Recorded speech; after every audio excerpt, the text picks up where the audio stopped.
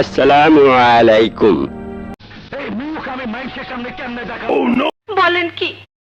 নাম আমার আসলাম, জমের দুয়ারে লাগাই যাম। আমার ভাইজানরে তোরা জমের হাতে তুইলা দিয়াইছ। আমার ভাইজান দেয় না দে। সরি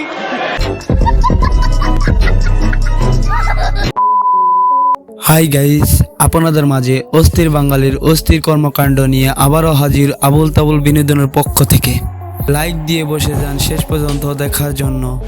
এখনো যারা চ্যানেলে সাবস্ক্রাইব করেননি, आपके सामने एक बड़ा सा रेड बटन है। दबा दिया, आगे बोलो। ওকে চলেন ভিডিও শুরু করা যাক। বাবা জগদীশ, মামলা ডিসমিস। আমার দেখতে তোর মনে খাস জাগছে, তাই আমি তোর খাস পূরণ করুম। কোনো অসুবিধা নেই স্যার। বন্ধ করো, হাত জোড়।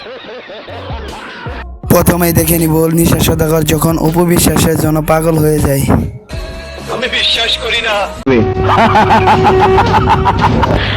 दाने दाने पे लिखा है खाने वाले का नाम, এইটা আমরা জানতাম। और मास्टर प्लान पे लिखा है ओसी जाफर का नाम। ও যত বড় খেলোয়াড়ই হোক, ওকে আমি ক্যাচ আউট করবো। শালা একটা জিনিসই রে, তোর মাথা নষ্ট।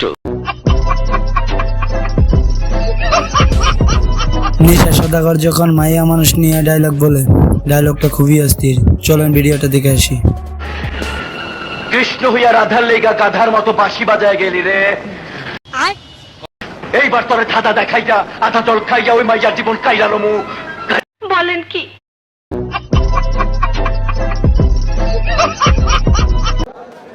বলে জয়কালে ক্ষয় নাই,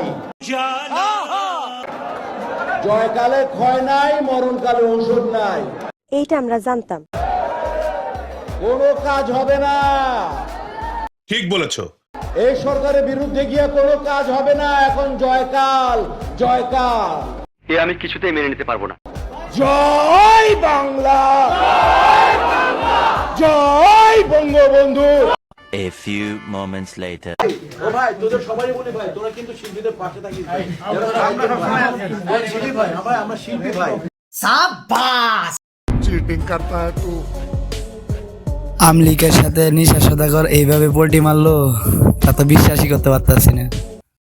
তোরা চলস ডালে ডালে আর আমি চলি পাতায় পাতায়। আমি যদি চাই ওই জেল হাজতে দুইজনে কবর দিয়া দিতে পারি। কি মুশকিল। তাইলে তাড়াতাড়ি ব্যবস্থা করেন, নইলে আকাশের বাদশা আমাকে ঠান্ডা করে দিব।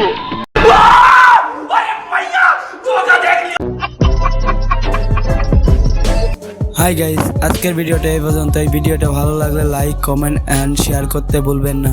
পরবর্তী ভিডিওর জন্য রেডি থাকেন।